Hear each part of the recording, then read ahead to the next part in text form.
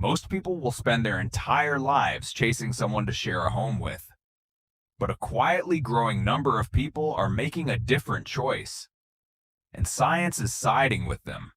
They're not lonely, they're not damaged, they're not giving up. They just figured out something that most people spend decades learning the hard way. Some people are not built for constant togetherness, and that is completely okay. Psychologists have found that human beings fall on a spectrum when it comes to how they recharge. Extroverts absorb energy from other people. Social interaction fills them up.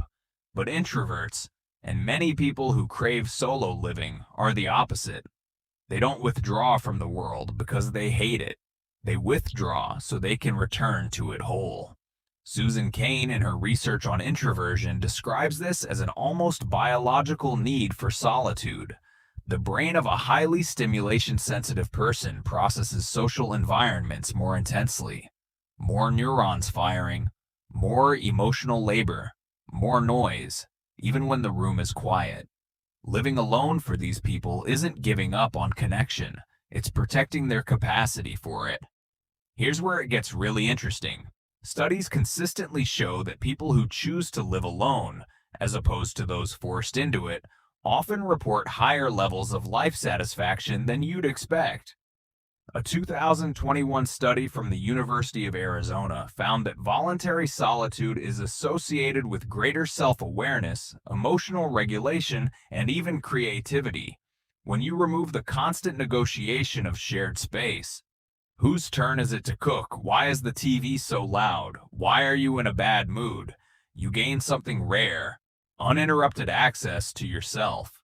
You learn what you actually like to eat when no one's watching, what time you naturally fall asleep, how you actually feel without someone else's emotions coloring the room. People who live alone often know themselves deeply, and that kind of self-knowledge, it's the foundation of every meaningful relationship they'll ever have. But let's be honest, because this channel doesn't do surface level. For some people, the desire to live alone carries a wound inside it. Maybe they grew up in a chaotic home where peace was always one argument away from shattering, so solitude became a sanctuary, the only place where they felt truly safe.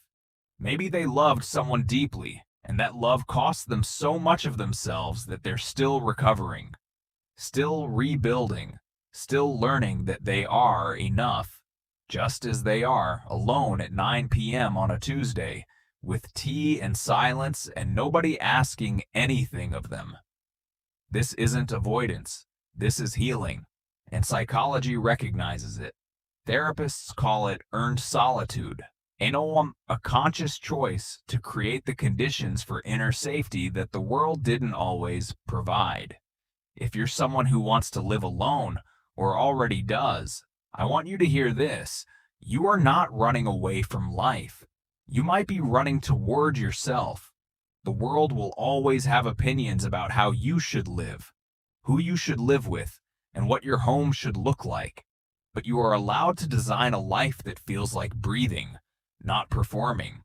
Solitude chosen freely is one of the most psychologically courageous things a person can do, because it says, I am worth knowing. I am worth the quiet. I am enough company. And maybe, just maybe, that's where the most important relationship of your life begins. If this resonated with you, share it with someone who needs to hear it. And tell me in the comments, do you crave living alone?